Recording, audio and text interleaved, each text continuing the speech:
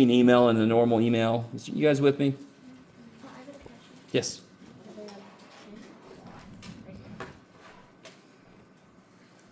Oh, whoa, oh shit, you turned it around for me. Oh, okay, let's take a look. I'm excited. Let's see. So that's 7-4, right? All right, so I got a question, 7-4, number 10.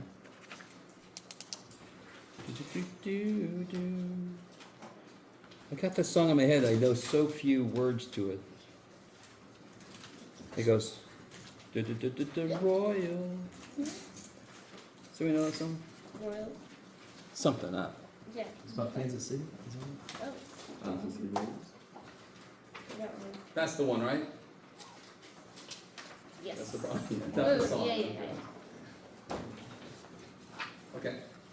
What can I do? Now, I could be really tricky. It could be a problem where if you multiply the bottom out, U sub would work. Any ratio, don't just start doing by parts. I mean, not by parts. Don't start doing partial fractions. Take a second and rule out U sub. Always rule out U sub. I don't give a shit what you see. Rule out U sub. Yes? But do you see if I did multiply the bottom, it could never be the derivative would be the top because there's too much shit going on the bottom. Okay, so that's, I ruled out U sub. So what do I do, of course? I just gave it away, but partial fractions in composition. Yes. So, I did give out the practice test a minute ago, so if you come in, you didn't get it, let me know. Did you have a specific thing that happened to you along the way here? I just looked and I was like, oh, I don't know. Yeah, you do. Do I? Yeah, you do. Okay. So if it's already factored for me. Mm-hmm. So what do I put over y plus 4? A. And what do I put over 2y minus 1? B. Yeah. Well, I think you can't if there's like If there's what? just one on top. What do you mean? You can do that all day. I don't give a shit. As long as the top degree is less than the bottom, you can do, and you can factor the bottom, you can do partial fractions. Of course.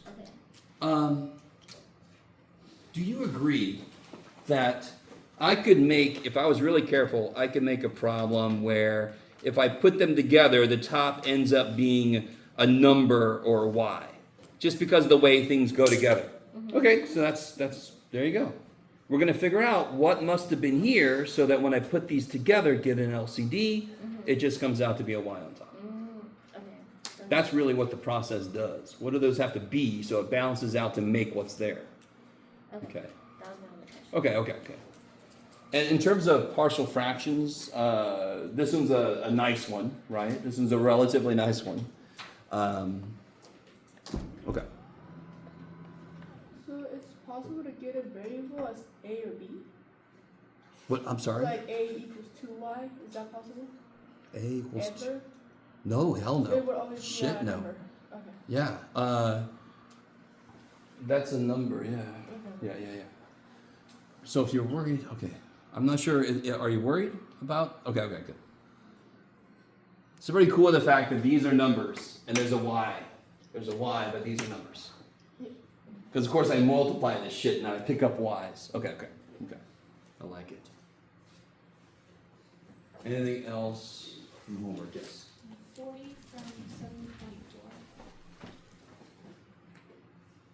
7.4. Oh yeah, sorry. Sorry. So this one, it's a little involved. Oh my gosh.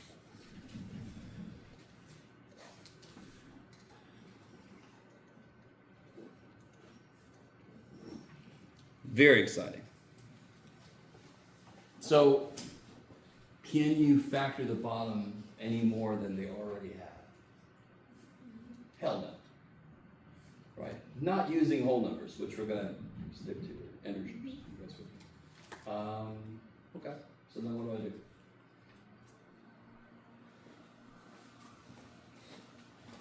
What do I do? Yes. Doesn't the top have to be Do it again. don't you have to make the x Okay, I love it. Okay. Anytime the top degree is equal to or higher to the bottom degree, you have to start with a long division.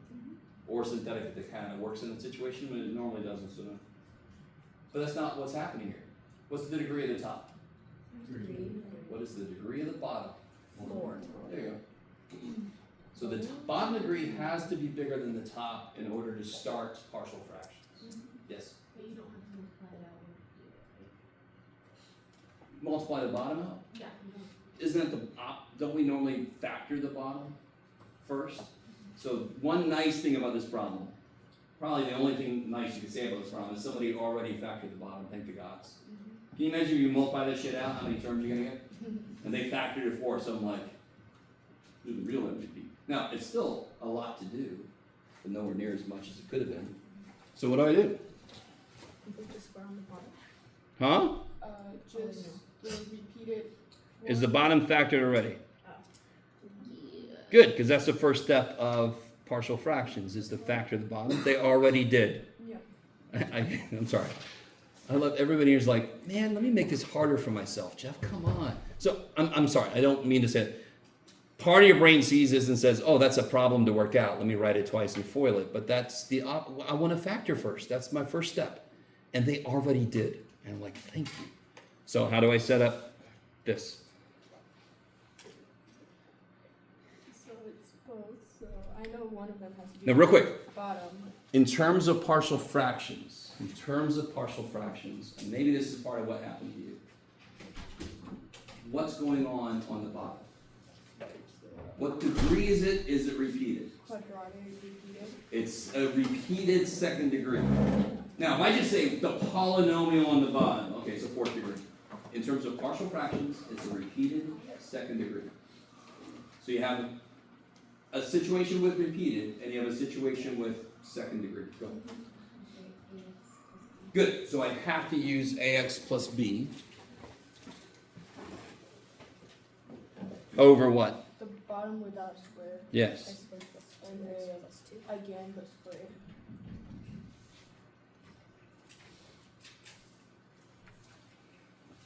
Now, does everybody understand why? All right. See, this is a great. Now, listen. Part of my job is to explain why the process works. Don't ever sit there and go, well, FML, I don't know why we do this. I'm just going to do it.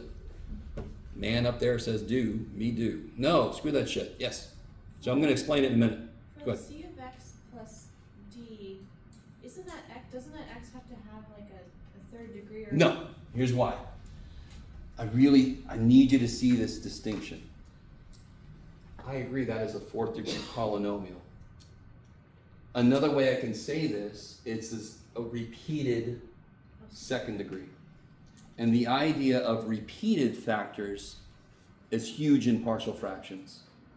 So when I'm thinking about, I love this. It sounds like a lot of you guys have internalized the top has to be 1 degree less than the bottom. But you have to know how to read the degree in this situation. Partial fractions does not look at this as a fourth degree. It looks at it as a repeated second degree.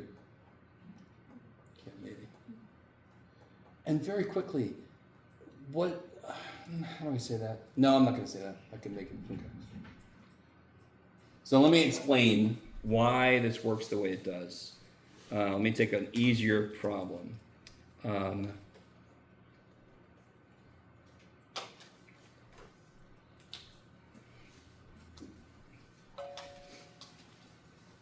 All right, how do I combine these? Yes, who needs what? 3 needs x. 3 needs an x plus 1. So we give them an x plus 1. Then I get 3x plus 3 plus 2 over x plus 1 squared. Is that cool? Okay. So when I see something over a repeated factor, it could have come from something over one of them and something over two of them. And that's how it ended up having 2 on the bottom, because I gave the other one 1. Does that make sense? Now, when I do this, it could come out in the work that A is 0. Right? But I don't know that until I do it. Okay, let's see if you guys are cool with that.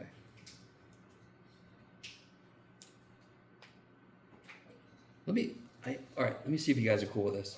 What if the question had been this? Does this mean, Jeff? I don't know. Would the form be different from what we just wrote? The only thing I changed was the top, correct? Yeah. But look at the form I would write. I would write over one of them, oops, plus over the other one squared, right? Do you see how, I don't know, all right, I might be pushing this too hard. Do you see how I don't have to do shit? This is not going to help me because don't I already know that C is 1 and D is -2 and A is 0 and B, isn't it already in this form? You guys see that? Now, if you didn't notice it and you did all the work, you would get A is 0 and B is 0. You would get C is 1 and D is -2. And I'm not saying they did this to you. I'm definitely not saying I'm going to do this to you because it would be a little evil. Right? I'm over here going, some of you guys are wasting your time. No, I'm not that evil. Why is that? Sorry, that was just really, that was having a day. Is everybody kind of with me? So on this one, is that happening? Shit, no. So I have to cover my ass. So maybe some of it came from this and some of it came from that. In fact, I know it had to because it can't be either one of these alone because I got it cubed up here. Okay, maybe. Maybe? And then you just start going to town. Well, yes? Can you repeat the example that you just gave when you rewrote it as something else? How you knew, like, A was, you know... Oh, right here? Yeah. Okay. How did you know just by looking at it? Isn't this already in this form? Isn't that already this? So I already know C is 1 and D is -2. All right, C is 1, D is -2. Do I need this? Is this needed to put together to make this? No. I need, this is so cool if you get this. That's what's going on behind the scenes is we have no idea if any of those capital letters we put are going to be 0. Sometimes if I pay a lot of attention, there could be a problem where I already know, well, A and B are 0. Do I need this to make this? No, I just need this. Make C1 and D -2. I made it, didn't I?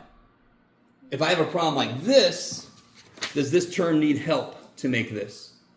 I can't make this from this. I don't care what you make C, unless you're trying to make CX squared, but you can't because C is a number. So then I need this guy's help. Do you see that? Okay, maybe. If I did give you this problem, number 1, you could kick me. But number 2, if you went through all the work, you would get A is 0, B is 0, and then you go, well, shit, and then you come kick me. Okay, maybe. So don't, all right, I'll let that go. That was a weird little point, and if you didn't quite get it, you're fine. Yes? Is there ever a time in PFD where one of the numerators is a polynomial and it's not linear? Do it, I'm sorry? Is there ever a time when you're using PFD where the numerators could be polynomials instead of being linear? Oh, hell yeah. Can you show? Sure. Is everybody cool with this problem though? Do you know where to go from there? Was the question part of just this, setting it up? Who asked that question? Did anybody ask that question? Okay. Is that good or did you have further? Yeah. So before I go there, hold on, Lucky, remind me of that in a second. So, what happens now? So you have to multiply by both sides together and even? Yes. So this guy, when I multiply by this, it just cancels. So he's just himself. Look at him. This guy, though, one of them cancels, and then I pick up another one of these, yes? Is everybody cool with that? If I put 2 of these next to both of these things, one cancels here, and they both cancel there. So I always think whatever he's got, it's going to pick up the other shit. Whatever he's got, it's going to pick up the other shit. There was no other shit, so he didn't pick up anything. Could I let x equal a number? Let me say that a different way. Do I want to let x equal a number? You guys with me? If this was x plus 1, I could let x equal -1, yes? What x value would I want to use?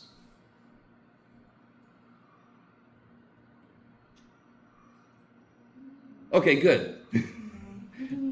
Now, you could argue, you could use x equals 0, but all that does is pick out the constant terms, which you could do by itself anyway.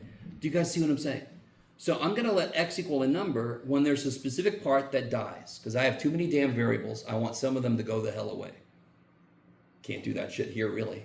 So what do I do instead? Combine that here. What's the really good thing about this? What's the only way to get a cubed? Ax cubed. So a is 1. I know a is 1 already. You can see that. All right, so this one's not that bad. It isn't that bad. There's not that many ways to make x squared. You guys kind of with me? So if I start to multiply this out, ax cubed, a is 1. Got a. Bx squared plus 2ax squared. Do you guys see that? So then what's b plus 2a? 2. And I already know what a is, so now I know what b is. Keep going. Yes? That's the equating coefficients. That's the textbook method to do all of this. And the subbing in a value for x is a alternate method you could use. That doesn't always work. Sometimes it works halfway. Sometimes it works all the way. Sometimes it doesn't work at all. I don't know right now if enough people have tried these problems out to know what I'm saying. You have to have done some of these problems to see what I'm saying. If you haven't done any of these problems, this is not good. You should be getting into 7.5 at least. Yes? Did somebody have a question? No. Okay. Anything else from homework stuff or general questions? Okay. Did everybody, just to double check, everybody has this sheet from last time? Did anybody not get the practice test? Let me do that real quick.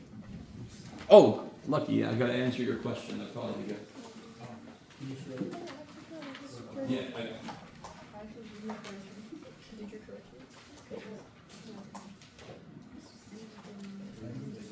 Huh?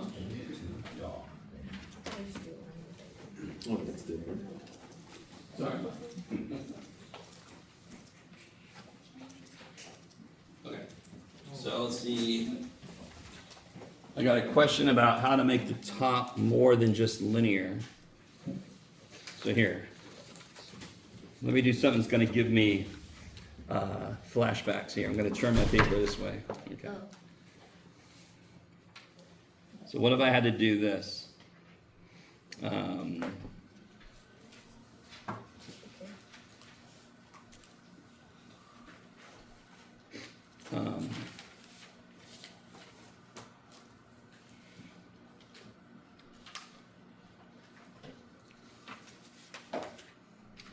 Sure.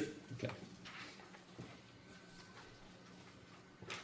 First question is the bottom degree higher than the top?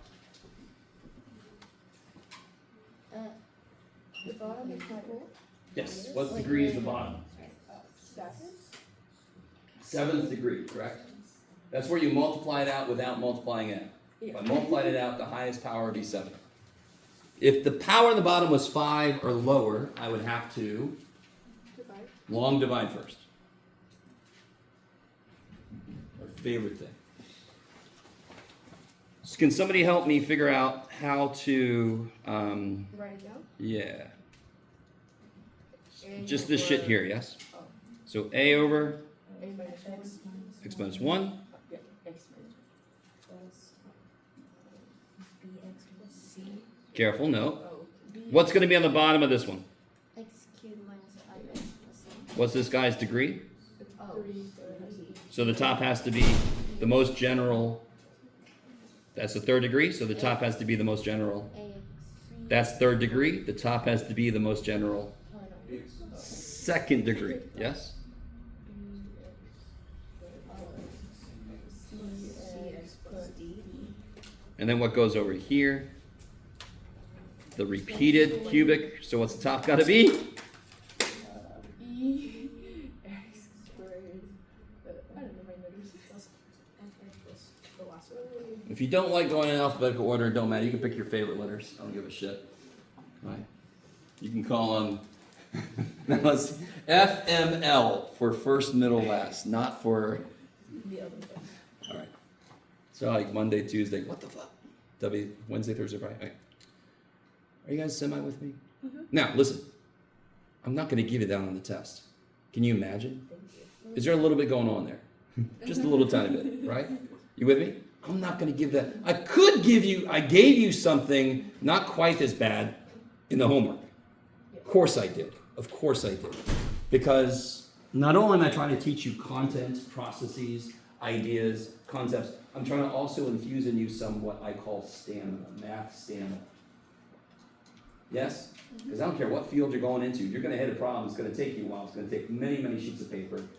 And if you have never developed any stamina, you're going to be less likely to be able to get through it. What do I mean by stamina? The ability to work at a problem, I don't care how many pieces of paper it takes. Yes? It's gonna be, at the same time, when I say that, if you're really stuck on a problem, you've tried it 5 times, let it go. If you're online, you could send me a message and say, man, I really couldn't get this and I had no time to come see you. You kind of with me? And I'll give you a little pass.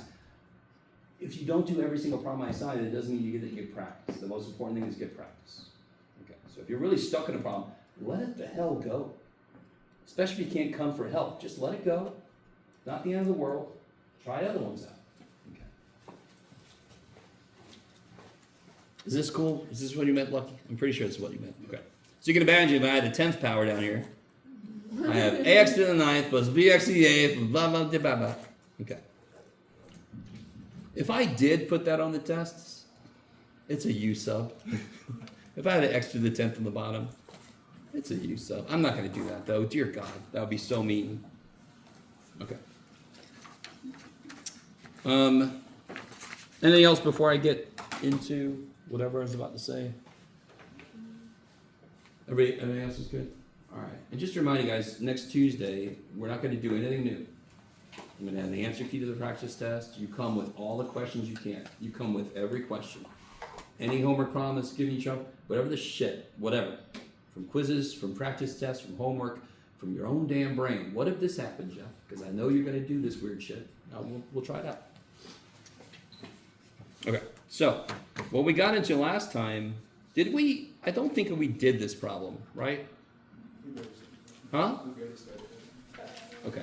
Yeah, we do. Is everybody, tell me honestly. Now look, and I put the error down here just for completeness. I really don't give a shit about the error. It depends on where you're going, if you're going to care about the error or not. The only important thing to know here is that Simpson's rule is better than trapezoidal rule. And that we already know from the fact it's the only method we've seen yet that allows the thing to curve. And if I allow it to curve, it's better able to fit. If I only have a trapezoid, it's got to have a straight, that's never going to fit as well as a curve. And a freaking rectangle can't even go diagonal. It's going to suck big time. I've made it. So is it, if you wanted to, we could do this problem. If anybody wants to do this problem, let me know. I'm okay. Can we do it? Sure. If I would have thought that, I should have said no. All right. So trapezoidal rule. I'm using 6 sub-intervals, which of course I have to do for Simpson's rule, even number. What's the first step in trapezoidal rule? I'll call this part A.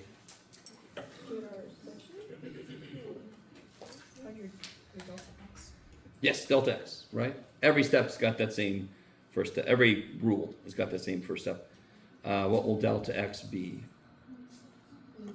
2 minus 0 over 6 is 1/3. Cool. So that's going to be delta x for both trapezoidal rule and Simpson's rule, which is nice.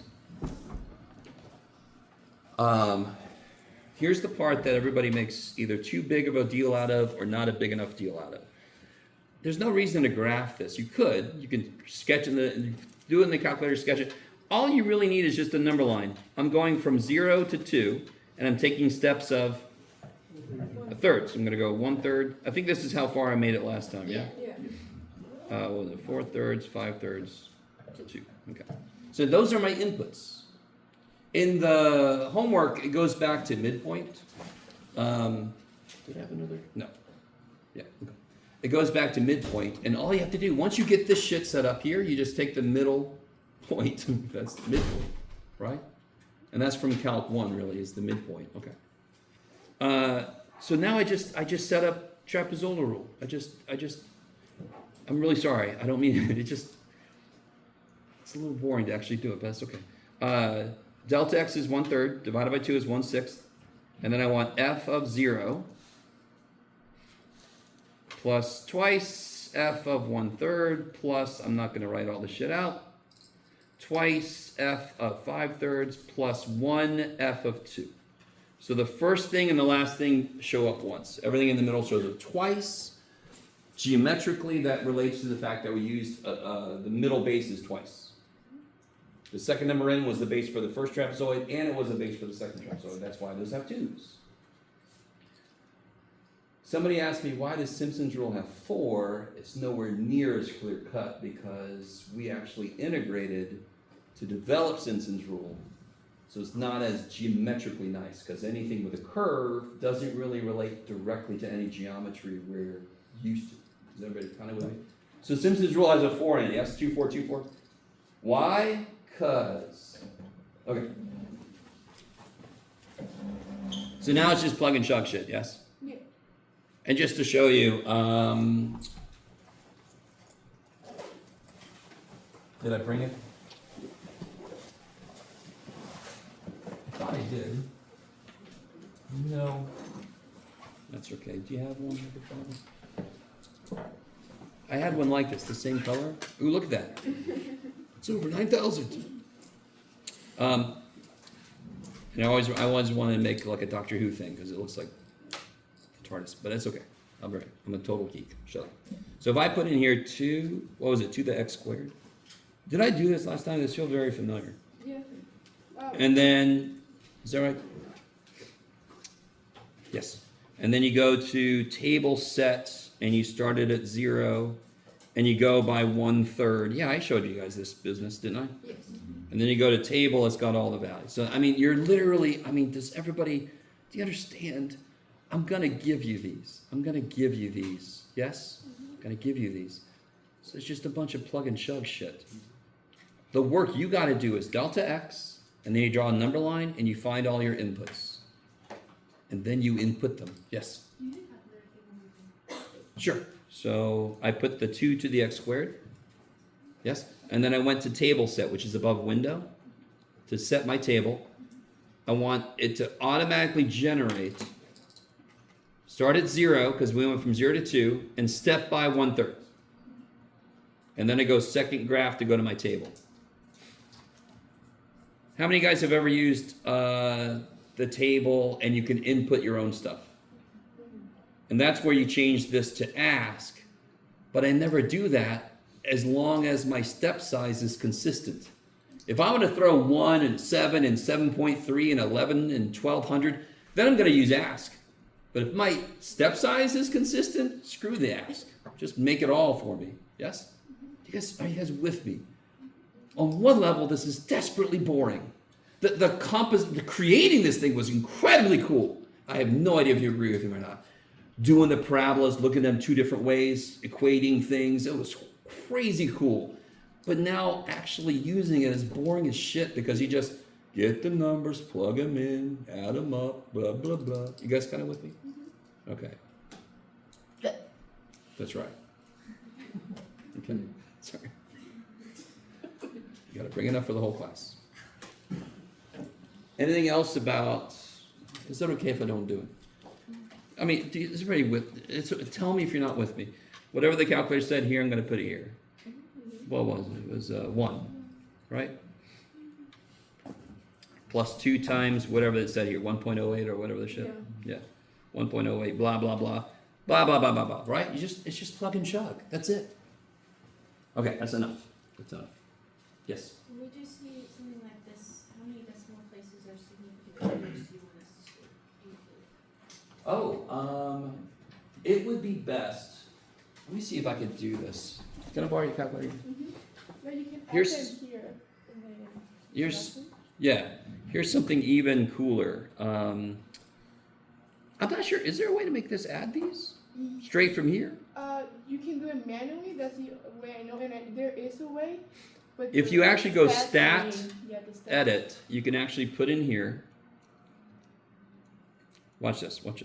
This is actually a little bit better. Has anyone ever seen this before? No. So if you hit stat, edit. So obviously this is used for statistics. It's where I can put data in, yes? But this thing is stupid cool. If I put in here 0, 1/3, I'm just gonna do a couple. 2/3, 1, blah, blah, blah, right? And over here, now watch this. This is so cool.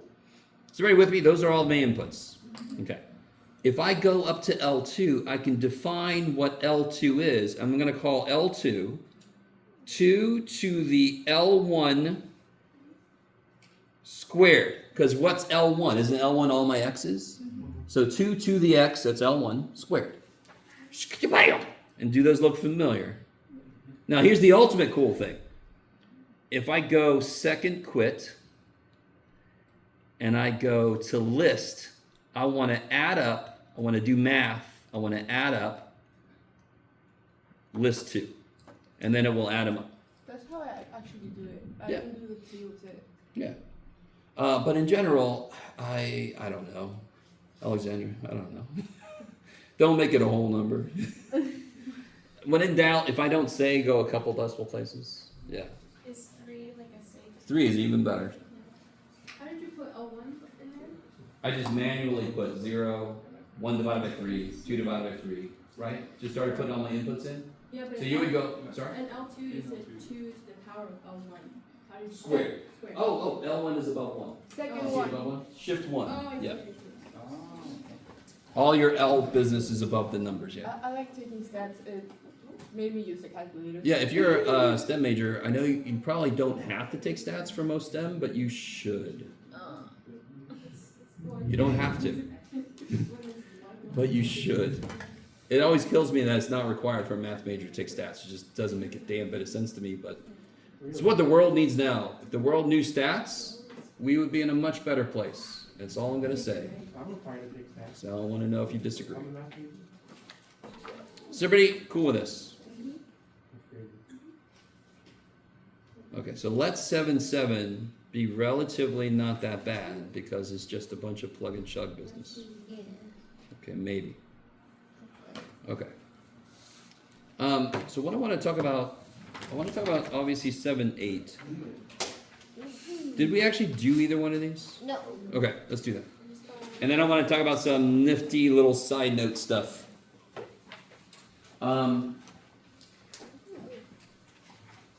Does anyone remember what the first step is for number 1? Also, obviously, what's the problem with number 1? One of the limits is a negative infinity. One of the limits is negative infinity. In general, in section 7-8, what other problem could happen? Like number 2 where. Yeah, what's wrong with number 2? Is there, both of these limits are cool, Yeah. but there's a Asymptote. value of x that makes the bottom 0, correct? Yeah. Isn't there a value of x that makes this bottom 0? Try again. Is there a value of x that makes this not? Now, you might be thinking ahead. Is there just a value of x that makes this bottom 0? Yeah. What value is that? 1/2. 1/2. But is that in the limit, in the interval that we're looking at? No, because Our interval stops at what? 0. Yeah. So you guys with me? So be very careful. You have to look at that. You have to look for that. On the test, I am going to put these problems by themselves because it would be a little evil if I put them in just my big conglomeration of problems. You can see on the practice test, I think I did that. You did. Yeah. Look at me go. But part of me wants to put them in there because you should check, but you've already got a ton of shit to check for, so I thought I'd put that separate. You're welcome. Okay. So what do I have to do first? Put a Let me do variable this. in the infinity and make it a limit. Yes. Now you could do one of two things. You could let t go to infinity, but then what would you put here? Negative t. And as I'm doing this, I can't remember which way I did it as a student, but oh well. But let me just do this. I'm going to let t go to negative infinity. Is that cool? Yeah. Okay. So then a t goes here, and a 0 goes there. And that's the only thing that I've changed. So now I'm actually able to evaluate this interval. because you cannot plug infinity in. And if you do, I at the very least am going to cry heavily, if not take some points off. You can't plug infinity in.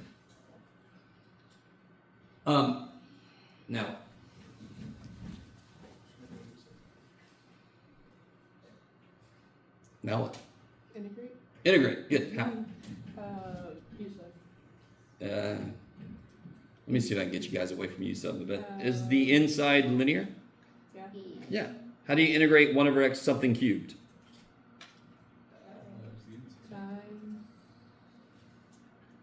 Integral of something over x cubed would be integral of something x to the negative 3, yes? Oh yeah. What's that? Negative 1/2 Yes? x squared on the bottom. Yeah. But the only thing here is there's a 2 here, right? Yeah. So it's going to have another over 2.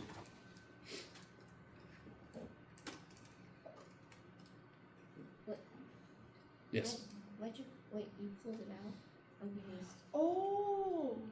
Wait. So that way you don't have to do the. How do I integrate? like, use the- How do I integrate stuff to the negative 3? It would be stuff to the negative 2 divided by negative 2, yes? Mm-hmm. Okay, so that's the negative 1/2 Yeah. stuff to the negative 2. Mm-hmm. There's a chain rule that wants a 2 to come out, so I put another 2 on the bottom to kill that 2. Mm-hmm. Now, listen. You could do U sub, that's fine. That's fine. If you get what I just said, you'll have one less place where you can make a mistake. If you don't get what I just said, just do U sub, you're fine. You'll get there. And you'll notice U sub, you are gonna have to do U sub sometimes when there's freaky limits and stuff. You kind of want to stay away from U sub because then you have to change your limits and it gets a little weird. Yeah. Okay. So let me write this a little better. 1 over negative 4, 2x minus 1 squared. So now I'm going to plug stuff in, yes? Mm-hmm. Oh, I'm going from t to 0. So if I plug a 0 in, what do I get? Negative 1. Sorry, do it again. 1 over negative. Yeah, 1. negative 1/4. Yeah. Minus negative. What do I get when I plug a t in? 0. I get 1 over 4, 2t minus 1, yes? Mm-hmm. And then I apply my limit. If I let t go to negative infinity, there'll be 1 over really big is, 0. yeah, so it's negative 1/4. Crazy shit. Okay, maybe. Bless you. There's sort of a way to check this. You know how to integrate in your calculator when you tell it the lower limit to the upper limit, but the lower limit for us is negative infinity. You can't put that in, but you can put in there negative 9 to 9, 9 to 9, 9, 9, 9, 9 to 9, 9 to 9, 9, and then it should be approximately negative 0.25 to check. Are you guys kind of with me? Is everybody with me? Does everybody here know you can integrate in your calculator for a definite interval? Yes. So for the step where you integrated, you said that 2 came from the chain rule? Yeah, let's do this. I'm thinking let's do this the other way. Okay, let's do this the other way. So I get to this point here.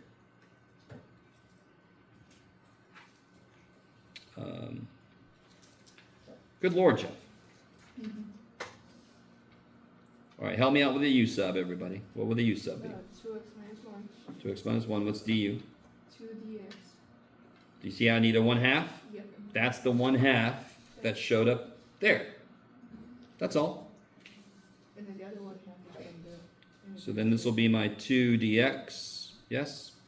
So then I get, if you want to keep your limits the same, you sort of can, sure. Just remind yourself that this is not what u is doing. So this will be 1 over u cubed du, yes? And what's that integral? Negative 1/2. It'll be 1/2 times, yeah, negative 1/2, 1 over u squared. So you get the negative 1 that I got already, yeah? Same thing, yes? Get the same thing. 1/1/2 is just because when you integrate u to the negative 3, you get a, yeah. And another one is because to kill the 2 that would want to come out when I took a derivative. Okay, maybe. So you don't, listen guys, you don't have to understand what I'm trying to say here. You don't have to. I just hope some of you will. When the inside is linear, I do not need u sub's help. Thank you very much, u sub. If you do, you're fine. Use it. That's great. Yes. I just want to ask, where in the previous paper you struck out 1 over portions to Oh, yeah. Where did that come from again? Let t go to negative infinity. This will be twice really big minus 1 is really big, squared is even bigger. 1 divided by really big goes to really small. Yeah. Right? You guys with me? Mm-hmm. And you're all like, but limits were in Calc 1. Oh well. Limits are coming back. Okay, maybe. So if you thought limits were behind you, you were gravely mistaken. Trust me. Okay. Is that okay, that problem? So if there's a blatant infinity in one or both of your limits, you need to take care of that. You need to rewrite that as a limit. What do I do here?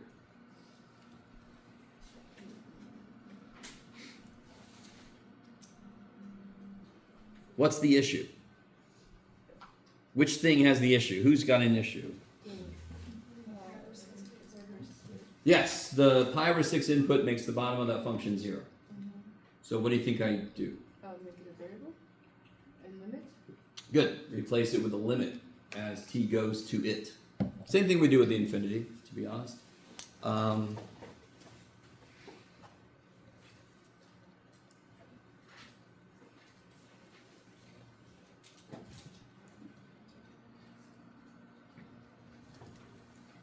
Hiya. Oh, shit. You should probably put stuff in there, Joe. All right, and now you can focus on just how to integrate this thing. Yes? Where did you want to specify that you want the limit to only be the left side? Oh, sure. I mean, yeah, like you're right. This could come in. This could be crucial for certain functions, but here it doesn't really matter. Yeah, because sine is continuous. So if you have a discontinuity in the function you're looking at, then yeah. So in general, you're right. It should be that. Because what is my interval? Can I go above pi over 6? No. So this can't technically be the limit as t goes from both sides. Because my interval says you exist only on the left side of pi over 6. Okay.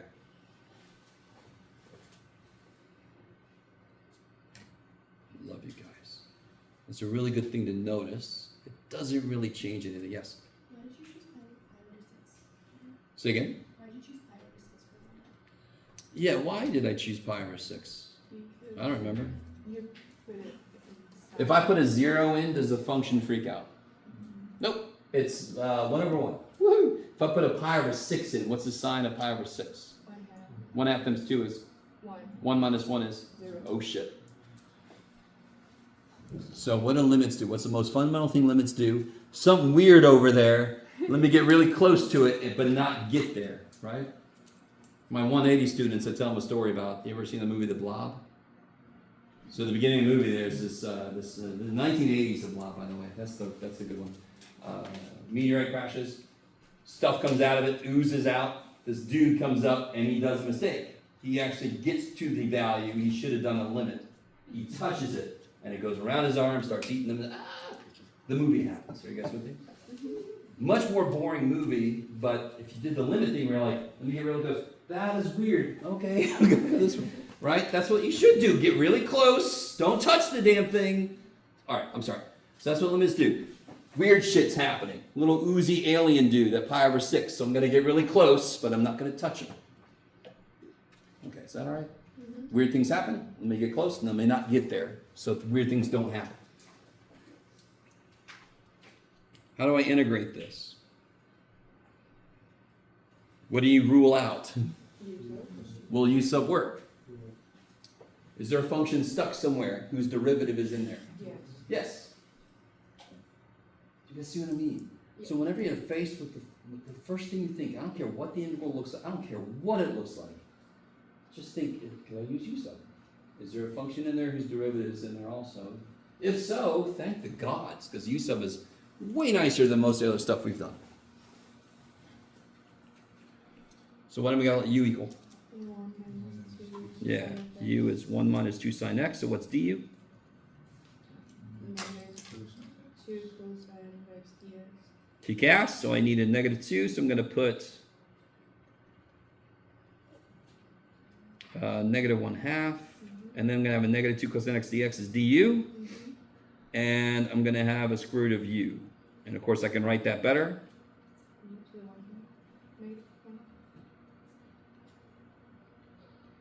And then the interval is kind of nice. I guess I'm doing a little fast, I guess, but you guys with me? Limit negative 1/2. What's the integral of each negative 1/2?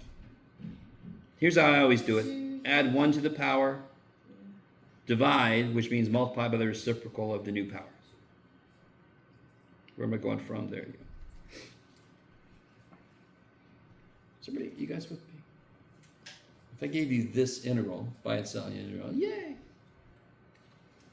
The limit t goes to pi over 6. This will be negative t to the 1/2 plus 0 to the 1/2. Is that cool? No? What happened? So, you did u to t, but u is not x. Oh yeah, I'm being silly. I did a u sub in the middle. Yeah. I suck. So, See, this is what I didn't do for myself that I did when I was a student. If I put these in parentheses, that reminds me I need to come back to.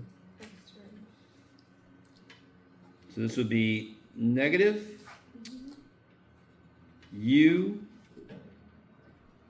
to the 1/2. There we go. Okay. So I can't plug 0 and t into u because 0 and t are what x is doing. And I forgot because I didn't do this for myself. So then here I get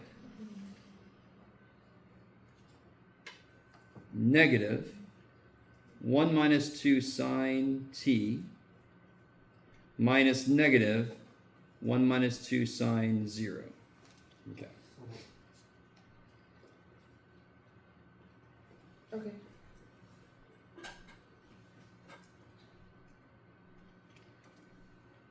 So when I let t go to pi over 6, what do I get here? We know from the beginning what we got there. We get 0. And then when I let t go to pi over, I'm sorry, that's just this piece. And then this becomes 1. Holy shit. So the area under that original function from 0 to pi over 6 is 1. That's trippy. I always love it. Some students, when I get a 1, they feel cheated. But me, I'm like, holy shit, all that became 1? That's amazing.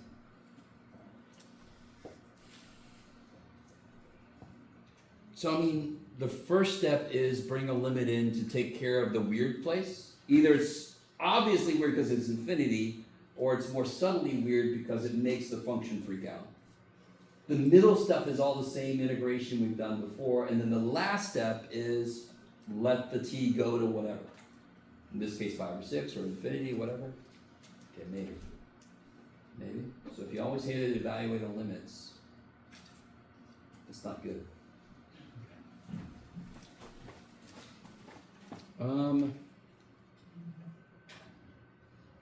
Any questions on those? Okay, so a couple things on the side here. I want to do a specific, oh shit, where was it? Yeah, I got at least 2 things I want to do with you. Yeah, here we go. Here's a type we haven't really looked at yet.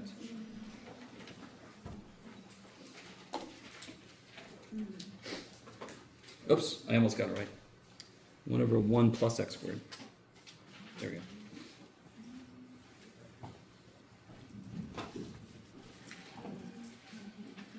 Now, I've got to do a problem like this because it's got problems on in both limits, yes, in both parts of the integral. Also, this is going to lead into another discussion about a different type of integration that I just want to mention. Okay. So what do you think I should do first here? Okay, what's going to have to come into play? We know this. Limits. The question is, here's what you're not allowed to do because of the way that we've defined integration. Standard integrals don't work this way. No. So you can't do the limit as t goes to infinity, negative t to t. And just let that sink in. Make it really clear in your notes. You cannot do this. I don't know how you want to do that. Yes? Isn't it symmetrical, so you make it 2 times infinity over 0? With standard integrals, how do I say this? Yeah, yes. So it is a even function. So with even functions you can, unless they go to infinity. Yeah. So it's unfortunate. And to me, this is all right. Let's just do this the textbook way. So this is not the way to do it. Because how are integrals defined?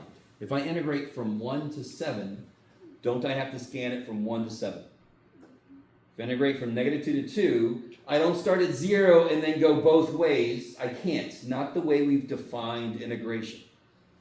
I have to start at negative 2 and go to 2. Now, it can be smart when it's finite, and if it's even on both sides, I can cut it in half and then double, right? You can't. But here, what I have to do, before I do that, I have to do this. And to be honest, I can go to any point between, but since I can, I'm going to go to 0.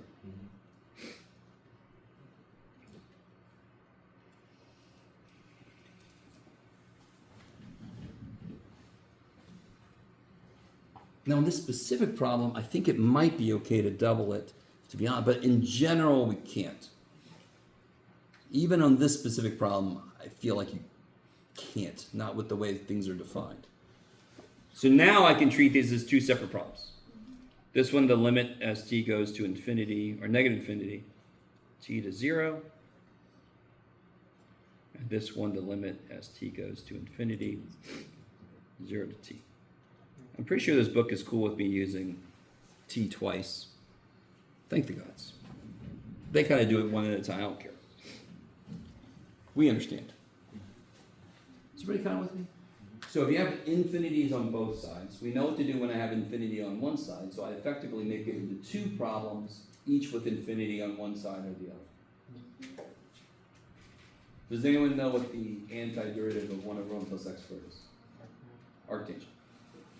And I'm pretty sure this is the one arc trig that I told my students they had to memorize because it's the one that shows up the most. So this would be arctangent of x from t to 0, arctangent of x from 0 to t. So here I get arctangent of x, of 0 minus, forgot my limit,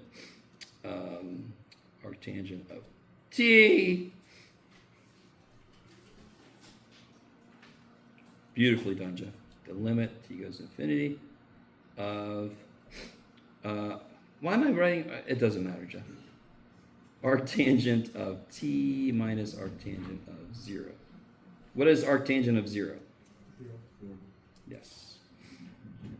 And what is the limit as t goes to negative infinity of arctangent of t? Does anyone know? Real quick, tangent. What does tangent live between? Give me one major aspect of the graph of tangent. What is the most immediate thing? There's 2 things you could say. Well, it's actually 87. There would be a piece and it has vertical asymptotes? Yes, they're asymptotes. Right? I would have also accepted it looks like a cube almost, but it is between walls. What are the main walls for the main part we consider? From what to what? Sorry, see, I can't say what I can't even say what you said. Yes, from negative pi over 2 to pi over 2. Does anyone remember that? Those are the asymptotes for the main part of the tangent function. So if I invert it, that becomes the floor of the ceiling. So as I go to negative infinity, I go to negative pi over 2. And as I go to positive infinity, I go to positive pi over 2. So what do I get? 0? No. Pi. Pi! Half a pi plus half pi, full pi. Look at this. This integral has nothing immediate to do with trig, yes? Nothing. It's just 1 over 1 plus x squared.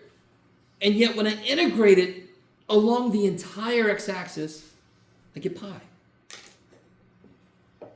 No? All right, thank you. So a few of you guys. That's neat. What the shit? Okay. Pi comes out of such unexpected places, but okay. You not take that away yet.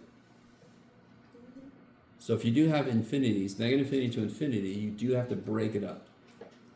Now, I do want to say one thing about that. Has everybody got this? Yes, sir. Just have a question. So, like, how do you get the pi over 2 again? Here's tangent.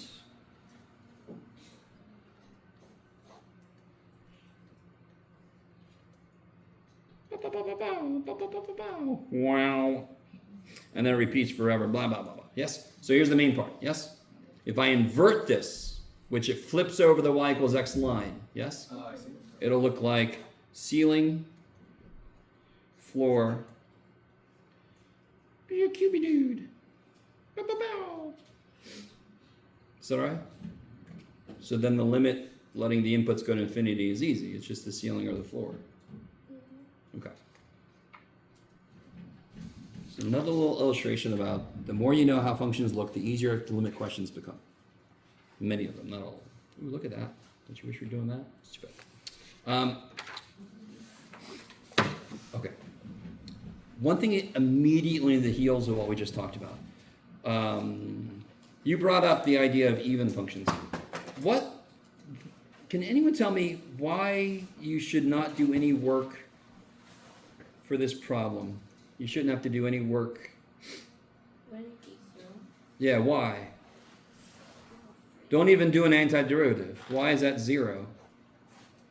Here's x from negative 7 to 7. What's true about those areas? The same. One's negative, one's positive, yes? Okay. Here's where things get trippy. If that's infinity, then technically, I have a better example. Oops, sorry. I can't do this. Because it's has anyone ever heard of Zeno's paradox? Anybody? Anybody ever heard of Zeno's paradox? It's okay if you haven't. You're all like, you're not math geeks with the shit. Yes, you are. You can't. So Zeno is going to head somewhere. This is the way it was told to me, and then I'll tell you the right way to tell it. My instructor said one day, Zeno's got to go to the next town over, but he can never get there because once he starts walking, he's got to go. Which way did he tell me? He told me the wrong. Yeah, he's got to go halfway. But before he can go halfway, he's got to go half of that. And before he can go half of that, he's got to go half of that. And before he can go half of that, he's got to go half of that. You with me? Mm-hmm. So does that make sense why it's a paradox? But then I just told my instructor, just tell Zeno the damn town is twice as far as it actually is. I'm sorry. All right. So the right way to say it is he can't even start to move. Because in order to start to go this, you have to go a certain, but even before you do that, you got to go half of that. Even before you do that, you got to go half of that. So he can't even start to move, which is bullshit, of course, right? Okay, I'm sorry. So with this problem, how does that relate to this, Jeff? Or did you just want to talk about freaking Zeno? I'm sorry. With this problem, the way we've defined integration, we start here and we go there, and I can't even start there. I can't even start there. I can't even start there. So this thing goes to shit.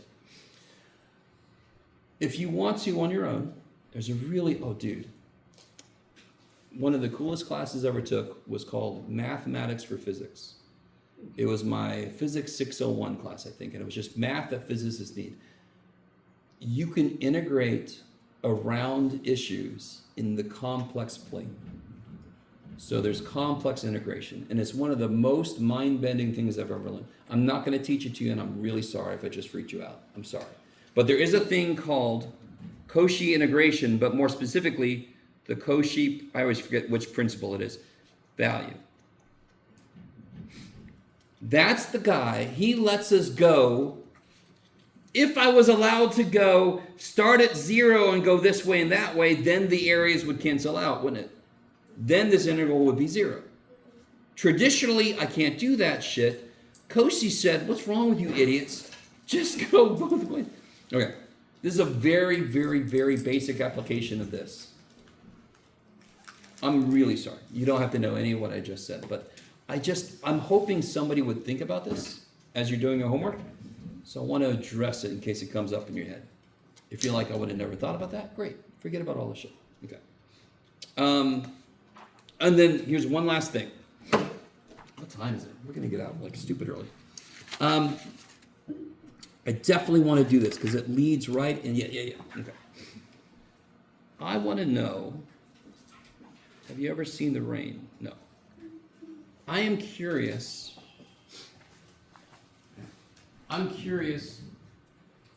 When does this converge? And somebody remind me, what's it mean if I say converge?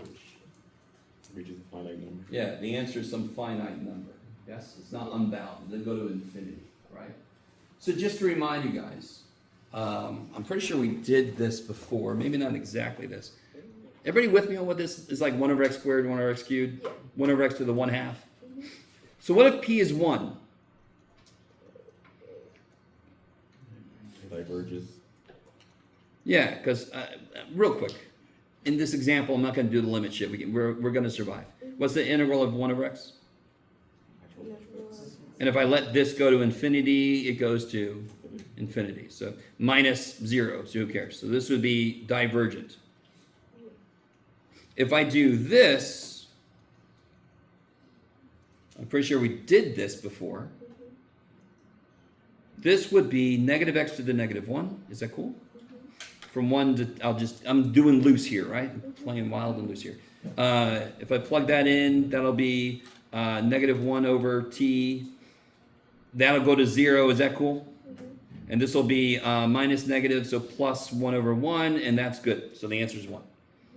So I'm almost certain I said something about this before, but I'm getting old, so let me know. Somewhere, I'm going to say it, if anyone knows the answer, you're fine. Somewhere between 1 and 2. It feels like there might be a point where this goes from divergent to convergent. Yeah? At 1, when p is 1, what happens? Diverges, goes to infinity. When p is 2, converges. Now, why does it make sense that above 2 it should be a no-brainer? It's definitely going to converge. Let me show you. 1 over x looks like this. Does anyone know how 1 over x squared, and I'm not worried about this side, right, because we're going to 1 to infinity. What's the main difference between 1 over x and 1 over x squared? What's 1 over 4? 1/4. What's 1 over 4 squared? 1/16, yes? So 1 over x squared, well, at 1, it's 1. And 1 over x squared would just go down faster, yes? What about 1 over x cubed? Even faster. What about, so do you guys understand how if 1 over x squared converges and 1 over x cubed would be even shorter, have less area, of course it's going to converge. So now the question becomes, where between 1 and 2 does this sucker start to converge? Because I know it diverges at 1 and it converges at 2. You guys kind of with me? I love it. I love it. Some of you guys are looking like, I want to know, and the rest of you guys are looking like, I can live without it, Jen. This is going to become huge in chapter 11, but it's big enough right now. So let's see. We're actually going to do this problem directly.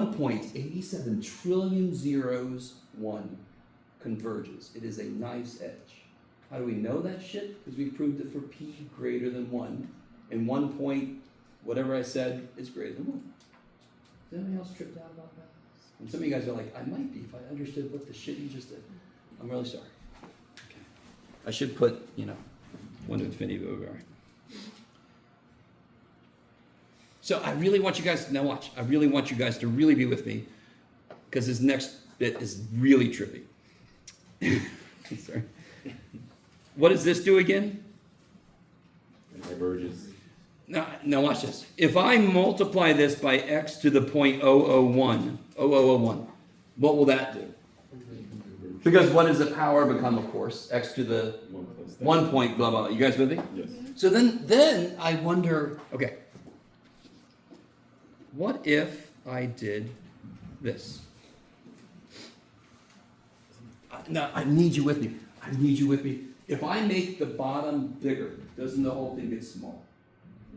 The problem with the area going to infinity is the area was too big.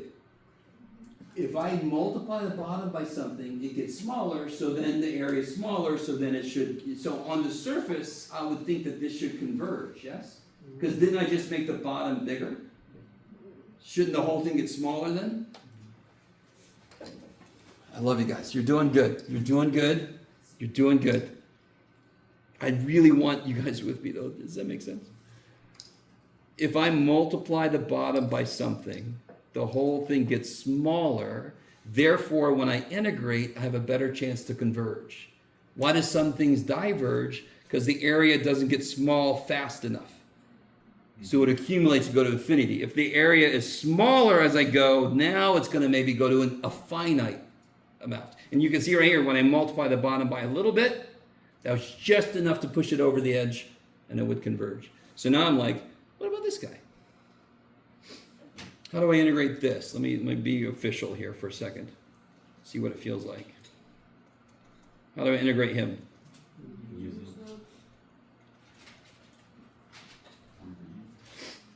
So it would be whenever you, can I jump to the chase here? It would be whenever u integrals natural log of u and u was natural log of x. So it's natural log of x. I'm not putting absolute values because I know that I'm working on the positive side of things. From 1 to t, Jeff, 1 to t. So if I plug a t in and I let t go to infinity, this goes to, if x goes to t, if t is in there, it goes to infinity, this goes to infinity, and this goes to. So this goes to infinity minus 1, or not even 1, infinity minus, oh, it's another problem on that side. Oh man, I'm getting silly. Anyway, this still diverges. I don't want to get too deep into this. So I don't know if you guys are really still with me or not. I don't know. I'm sorry. There's always a nuts and bolts, and then there's me just going a little further, and I'm really sorry. But this tripped me the shit out. You guys understand how slowly, no you didn't, how slowly the natural log grows. Yeah. You all know that when you graph a natural log, it gets really, even worse than a square root does. Yeah. It just goes almost like flat immediately. That is why, even though, I hope some of you guys are with me, 1 over x, knife's edge. If I multiply the bottom by x to the point 87 billion zeros 1, that's enough to push it over. If I multiply by natural log of x is effectively nothing. It grows so slowly, it can't even get off the edge of the knife. No, I'm really sorry. I'll stop apologizing. So a lot of what I just talked about is just a little extra, but it's still really neat. And it is going to come back in a small way in chapter 11. Well, a lot of this is going to come back in a big way. So for right now, if I have this, when will it converge?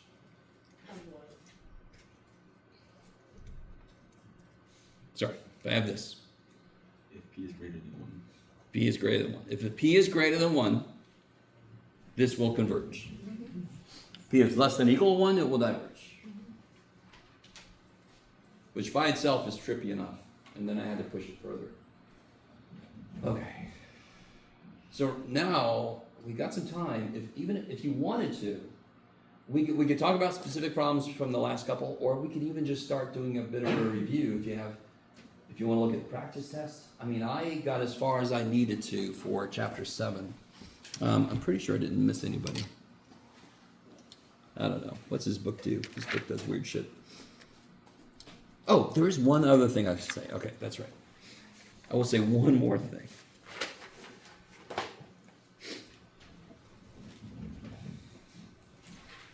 Suppose I have, and this is going to come back in a giant way. How do they do? Oh, I see.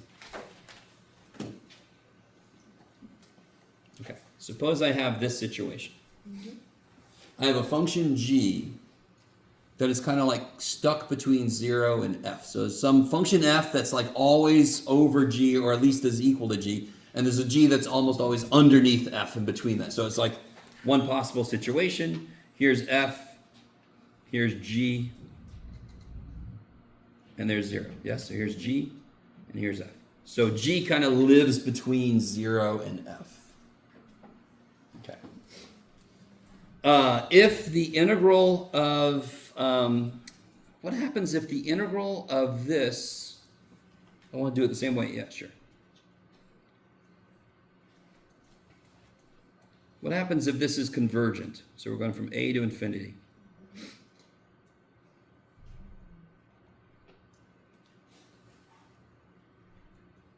Oh, I went backwards. I went the wrong way. If f is convergent, I should just made this my own way. It's all right, Jeff.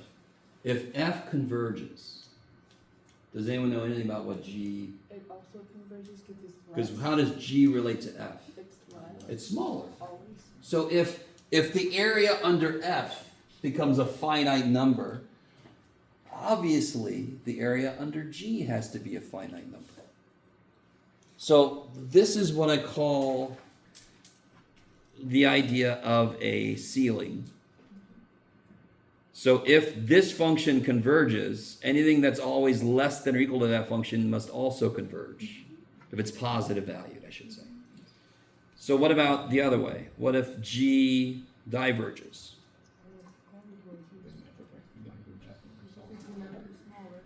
That's when I call this a floor. If my floor goes to infinity, if my floor diverges, do I have any option but to go?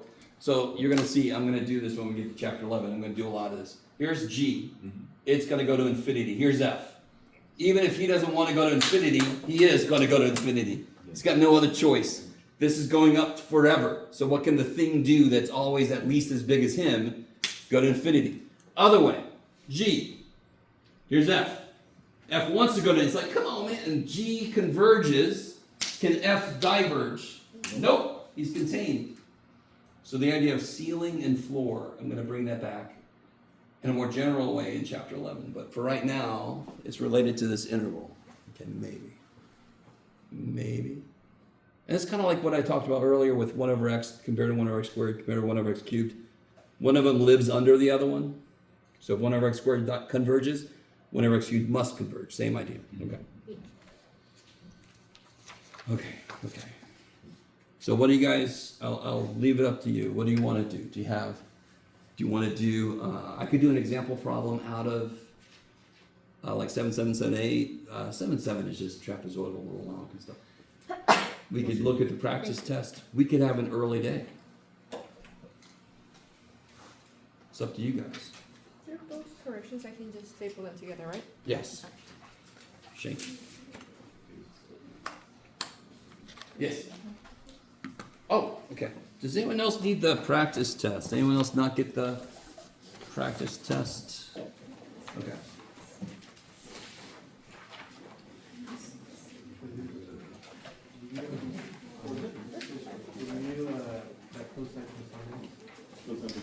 Yeah, so replace, no.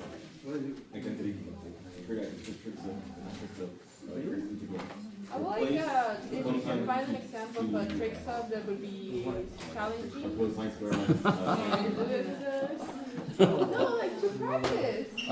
Like to do it instead of like a test and then on the test. And broken off into cosine plus sine. All right, let's take a look here. Oh. This is the one inside it. Well, I mean, you've got the ones that are challenging just because they're like this. Yeah. Yeah, Right? I didn't think about it. Then you got the ones that are challenging because after you do the trick sub, they become a harder interval, right? What did you do? The tabular method? There's no way for me to know necessarily ahead of time which way something's going to go. Like, guys, real quick. Something that I think you've done in class and need more practice is like the area bounded by curve. Oh, Like that and sure. also Okay. volume. I don't So we'll know do if three the things. volume- Okay, first thing is, how would you do this problem? U sub, hell yeah. Yeah. Did they say use trig sub to evaluate the integral? They said evaluate the integral. So even in your homework, U sub is good. The only thing you can never do in homework is use a process we haven't talked about yet. We haven't talked about yet. Or that is in a future section. Like my Calc 1 students who did L'Hopital's rule the second week. I'm like, nope. That's crazy. But I don't know if anybody has any of these, because some of you guys, when you do the trig sub, the integral that results is itself weird. Okay. So, I mean, there's two kind of levels of hard trig sub. Either it's like 3 maybe. There's this one where the number's not nice. It's a 7, poor little guy, right? You with me? So you have to use square root of 7 as a multiplier. There's this one where you have to mess with it to put it in the right shape, or you have to do a creative U sub. And then there's the one where it looks nice, but after you plug stuff in, you get to a point where you're like, I don't know what this shit to do. And there was one specific one in the homework, I can't remember what it was, but so here's the general trick. If I get tangents and secants, why do I feel pretty good? Like after I do trig sub and I got some tangents and some secants. You can use a U sub? Because they're related to each other through identities and through derivatives. Same thing with sine and cosine, of course, right? So if I got sines and secants, is that directly nice? They are not related in any real direct way, yes? Yes, but you could take some secants and make some tangents, yes? Because what's sine times secant? Tangent. Sine times secant is just a really dumb way to write tangent. Yeah. Because, but so in general, when you have a bunch of trig stuff running around, and you will after a trig sub obviously, what you're looking for is who's connected by derivatives, who's connected by identities. Can I flip any? Can I combine? Can I make that happen? Because then you have some options for U sub, trig integral kind of U sub stuff, identity rewrites, yes? Another thing to look for, and this doesn't happen on these of course, but if your angles are different, then you think half angle, you think double angle. Why don't we use half angle very often? What does a half angle formula involve? Yes, a radical. You don't want a big ass radical in your square root. I mean, in your integral. It makes everything worse. So I'm not going to use the identity that makes that happen unless there's no other way. Okay, maybe. But beyond that, I'm not sure which one of these does any of that. What was your other question? Area bounded by curves. Oh yeah. How do I do this problem? Anybody? Number 3. Use the formula. I can't remember. Does anyone remember? This is a count 1 problem. And you're like, huh? Figure out who's on the top, who's on the bottom. How do you do that? Graph? Calculator? What if I said you couldn't use a calculator? Plug in the number? Real quick, what is cosine always less than? What is cosine always less than? 1. Yes? If it hasn't been shifted or anything, cosine is less than 1. You with me? So cosine squared, what do you get when you square 0.7? Yep. 0.49. So when you square a number less than 1, it gets even Smaller. I'm sorry, square. So what do you get when you, yeah, okay. So then cosine squared.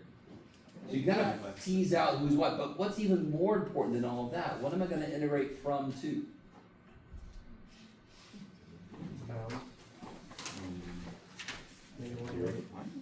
So I want to know the Oh, the area first bounded quadrant. by the curves, yes? The first quadrant, so In the first quadrant, but even that, where it is. I need to know where these intersect. Yes. Oh. This is such a Waller problem. Sorry, it just is. I love these problems. You have so many levels to this. You have basic trig, which that is basic trig, but when you're learning a lot of other shit, it suddenly isn't so basic anymore. You're like, I can't remember how to do it. Anybody remember how to solve that? Don't divide by cosine. That's bad, because then you lose answers. Subtract cosine, factor it, set each factor equal to 0. Yes? All right, so then you can get your limits, because now you know where they kind of intersect, so you can see what area do they capture. Yes? And then you just have to figure out which one's on top, when we talked about when you square something, it gets even smaller. Yeah. When it's between 0 and 1. Okay. Is that better? So you would integrate one function minus the other. You just got to know which one's on top. From something to something where they intersect. Okay. So try that problem out. We'll see how it goes. Anything else look very strange on this practice test? Anything else trouble you? This one? I just did it. That's good for you, man. What is the immediate thing on F that should draw your eye, besides it's very blurry? There we go. Come back.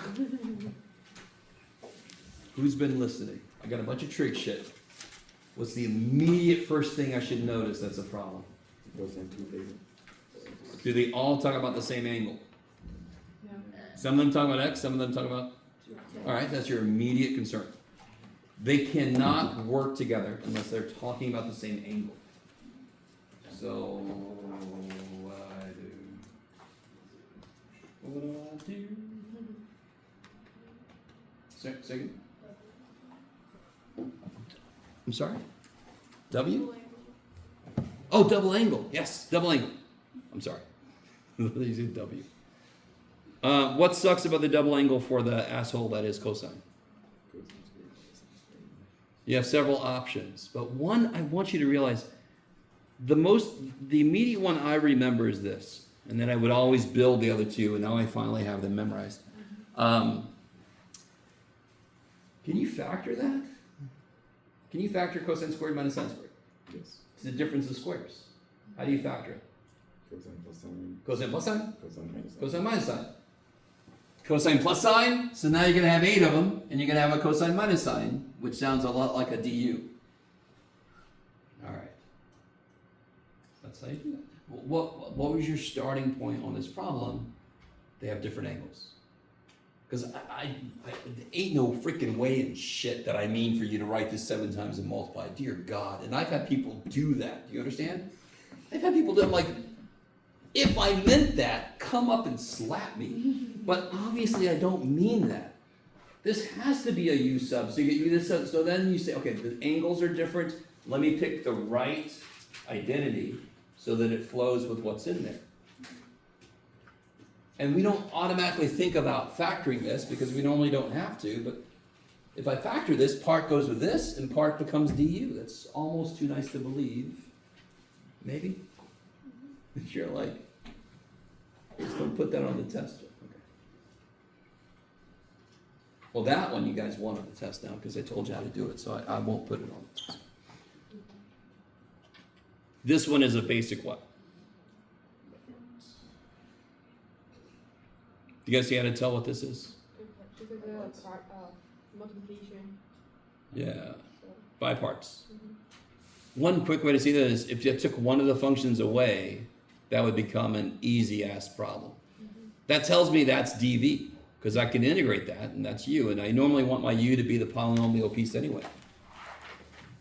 So very often, not always, very often by parts is used on a product. It is integration's answer to product rule in a way. This is one of my favorite ones. Have fun with that. Sorry. I don't know. Anything else on there kind of look very strange? The set for C. Which one? The set for C, like having the. Oh, for part C? Yeah. Oh, yeah. So obviously that's by parts, right? What do you have to let u equal? L and x. You got no other choice. So then x to the 3/4 will be your dv, right? And the great thing about the derivative of ln x, it goes well with x to a power, because then you can simplify it, right? Does it make sense? So it's going to flow nice. Hopefully. Okay.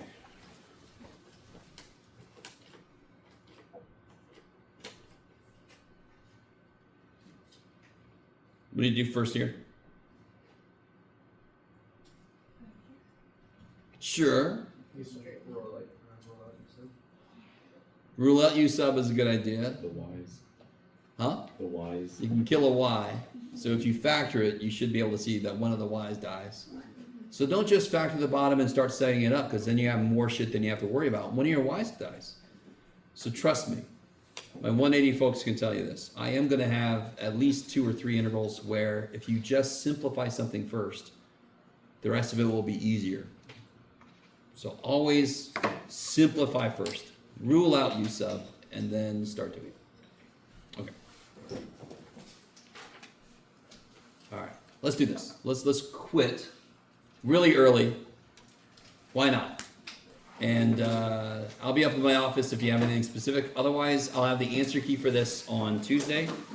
And if you did send me something in WebAssign, I'll check it right now. I haven't logged in there in a while, so I don't know if I have a backlog of stuff.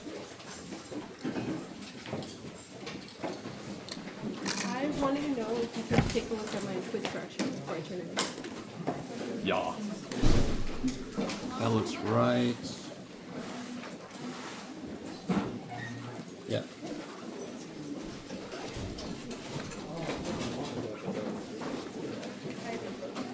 Yeah, okay. And this one seems right. It'd be nice to myself. Oh, sweet.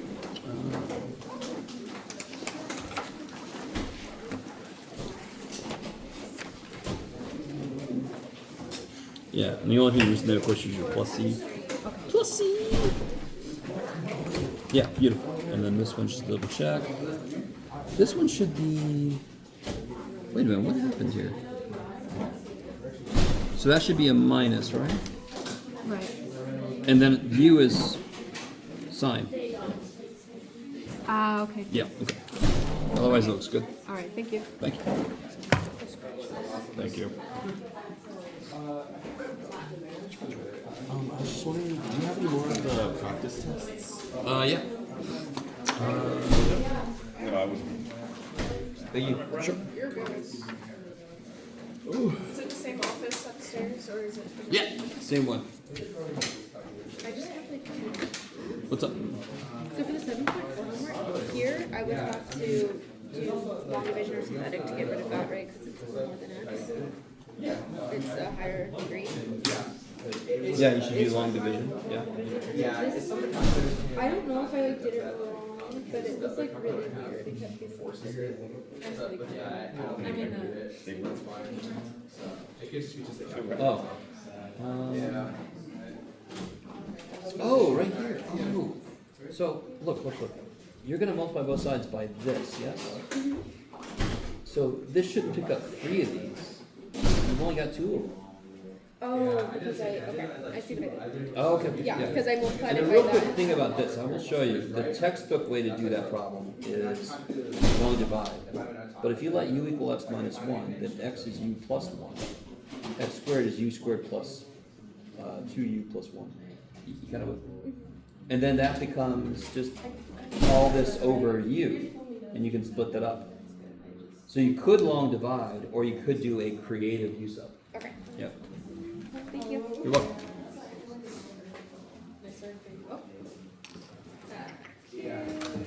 Thank you. Thanks, man. This is going to be a really weird question.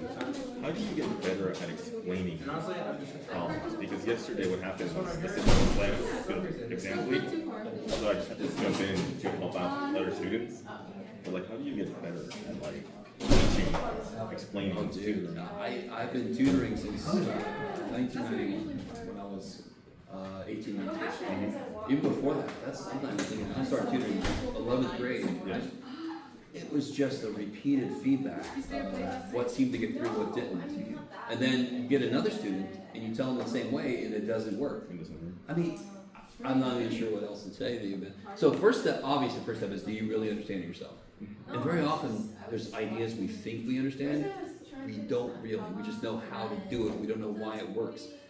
You're never gonna tell everybody everything you know about an idea, but the deeper you can go with why things work, the more things you can pull from, right? I don't have a clean answer. There's no like, every morning do 5 push-ups or something, you know. It's just keep explaining to more and more people as much as you can. Get feedback about what works and what doesn't. And then when you hit those people that every way you know how to explain it, they don't get it, that's where Nietzsche happens. Because that's where you have to kind of like come up with brand new ways to look at it, right? Like an analogous physical realities. Where you can kind of, you know what I mean? That's where things get neat. I don't know what else to say, man. It's just